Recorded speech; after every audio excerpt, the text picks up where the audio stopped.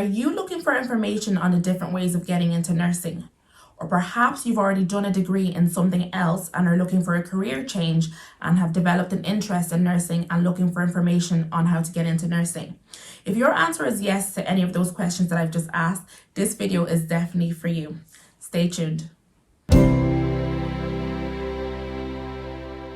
Hi guys, welcome back to my channel. For those of you new to my channel, my name's Abigail and I'm a mum, a wife and nurse manager.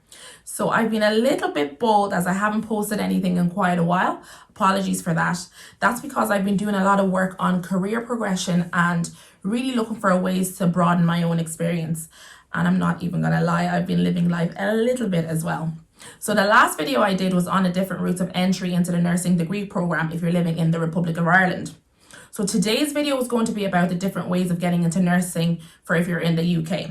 So you already know, leave all your thoughts, questions or comments in the comment section below. Give me a thumbs up if you like the video. If you haven't already done so, hit the subscribe button for more videos and don't forget to turn on your bell notification so that you don't miss another one of my videos. So the first thing I'm going to say is that you need to decide on which field of nursing that you want to pursue. There are 4 main fields of nursing and they are adult nursing, children's and pediatrics nursing, mental health nursing and intellectual disability nursing.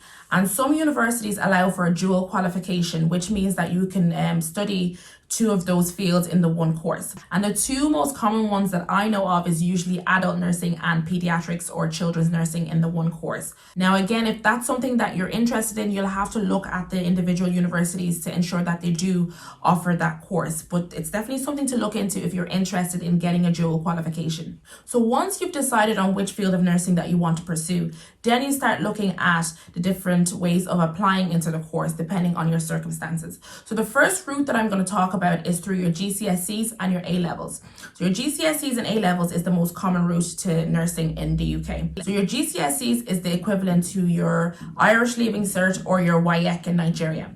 And then you'll need at least 2, usually 3 A-levels to apply for the nursing course. Most universities look for 3 A-levels and they're in maths, English and a science subject. Some universities allow for a social science in place of your traditional science subjects. But again, that depends on the universities and you'll have to look at those individual universities to find out what they accept. If you don't meet the requirements in terms of your A-levels, then some universities offer a foundation level course for the nursing program, which is usually about a year or 2 long. And then once you've completed the foundation course, then you can use that course to rejoin or join the nursing degree course in that university that you've done the foundation program. So back to GCSEs and A-levels. Once you've gotten your GCSEs and A-levels, you then use that to apply for the nursing course through UCAS. So UCAS is the equivalent of the CAO system in Ireland. So basically UCAS is an online system used to apply for courses at universities in the UK.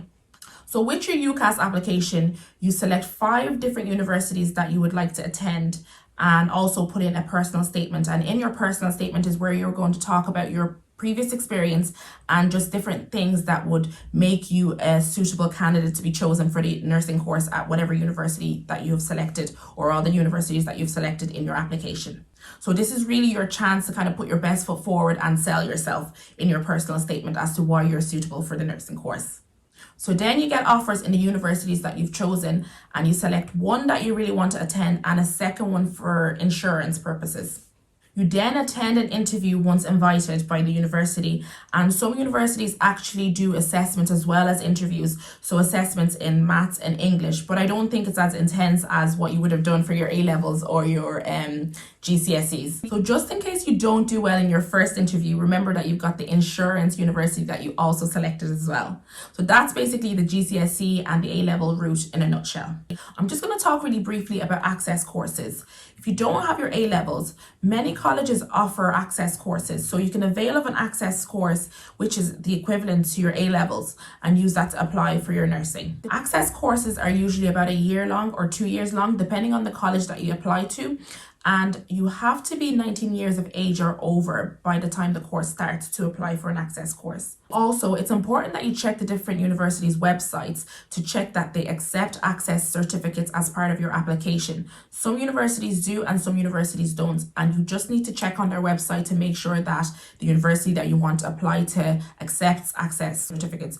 Don't be discouraged by the lack of information on some of these websites. Some of the websites don't have all the information that it should have.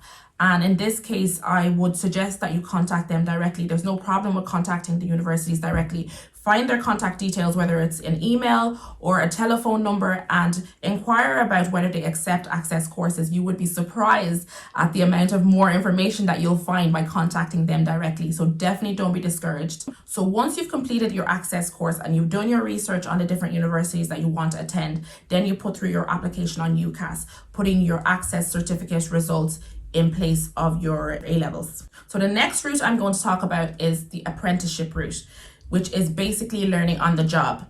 So studying through the apprenticeship route will be at degree level because it has to meet the standards set by the NMC, which is the Nursing and Midwifery Council, because your qualification is going to be the same as the person that has gone and done the full-on university route. Again, you'll need your GCSEs and A-levels or the equivalent to apply, and the course takes 4 years. Now, if you have relevant qualifications already, that's approved by APEL, which stands for, here we go, Accreditation of Prior Experiential Learning. I always get tongue-tied. So if you have relevant qualifications that's been approved by APEL, then you can certainly put that through with your application for the apprenticeship. And once that's recognized by the organization that you're applying to, then you may be able to complete the apprenticeship in less than 4 years. Now, the perks of the apprenticeship route is that it has a more flexible approach in that it works around your work schedule, because your trust or hospital that you'll be working in will be affiliated with the university and they'll be working hand in hand, working together. Your tuition fees are paid for, and you'll be getting paid minimum wage as well because you'll be working while studying, which is the whole point of the apprenticeship. Now, about what you get paid and that, I think it's different depending on different factors, but I'll leave a link in the description box below with the details and you can have a look through it yourself. Now, a small handful of NHS organisations have started to offer the apprenticeship to their staff. So say if you're a healthcare assistant or a support worker and you're interested in it, you could definitely look into it. I would definitely be putting myself forward if I were you, if it's something that you're interested in and you're in that position at the moment. Even if your organisation isn't offering it at the moment, I would definitely express interest to whoever the ward manager is and let them know of your interest so that when they do start to take on the initiative for the apprenticeship programme, they'll have you in mind. Now, I'm going to go off the 4 main fields of nursing for 1 minute and just talk really quickly about dental nursing. There are lots of apprenticeships being offered at the moment for dental nursing if it's something that you're interested in. Now, it's not the same as the 4 fields that I talked about earlier on, and the curriculum isn't the same, but it's definitely something to put out there. The course is about a year or 2 years long for dental nursing, and it's not regulated by the Nursing and Midwifery Council. It's actually regulated by the General Dental Council.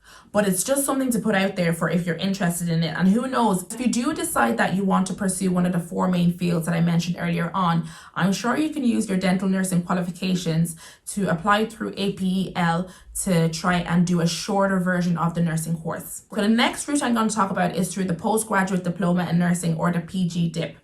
So basically the PGDip is for people that already have qualifications or a degree in something else and are looking to go into nursing. And in this case, with the PGDip, you get an expedited nursing course or an accelerated nursing program, depending on whether your previous degree or course is relevant and approved by APEL. Now, again, this depends on the different universities. The individual universities have the power and discretion to decide whether your previous degree or course is relevant or not. How the different universities determine relevance can vary from university to university. Now, be careful with this one because the PGDip title, you would believe, indicates that you're furthering your nursing qualifications. And I've definitely heard people discussing how this would mean that they'd be able to go directly into nursing management roles, advanced nurse practitioner roles, or clinical nurse specialist roles. And I understand how this can be misleading with the title.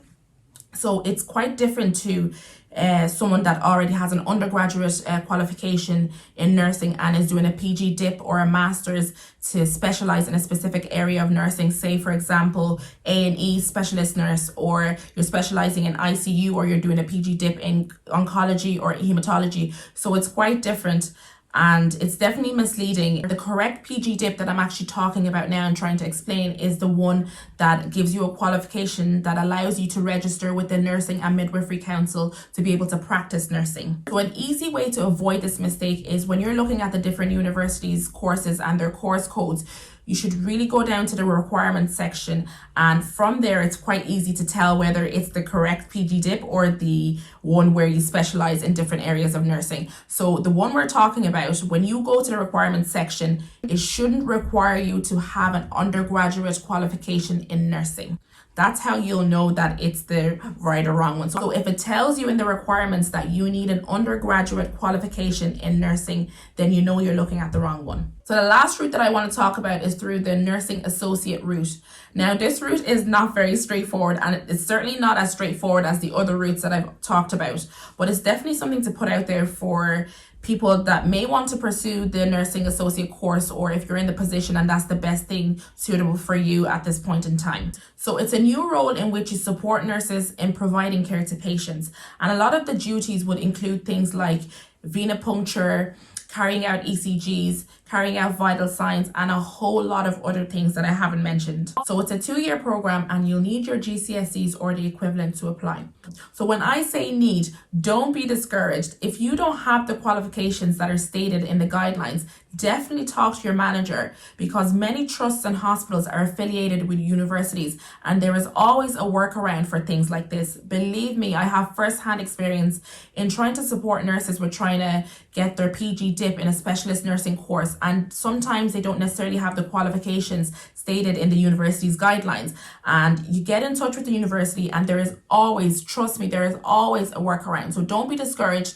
If you look at the guidelines and you don't meet some of the requirements, definitely talk to your manager about it, and I promise you there will always be a workaround, especially if you're like a really good worker and you're known to staff there and you've already expressed your interest and things like that. So definitely talk to your manager if that's the case with you.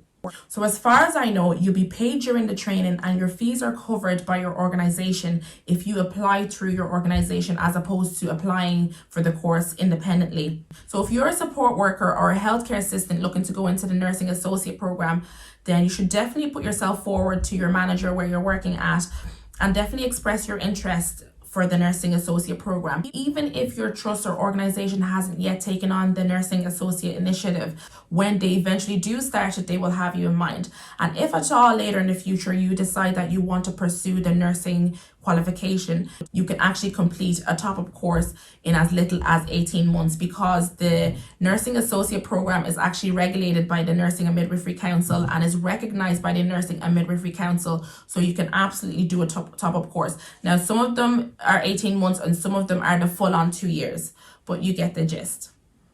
So that's it, guys. Thank you so much for tuning in. I hope I've given you a wealth of information on the different ways of getting into nursing in the UK. If you have any questions, thoughts, or comments, please leave them in the comment section below. Don't forget to give me a thumbs up if you liked the video. If you haven't already done so, hit the subscribe button for more videos, and don't forget to turn on your bell notification so that you don't miss another one of my videos. Talk soon, guys.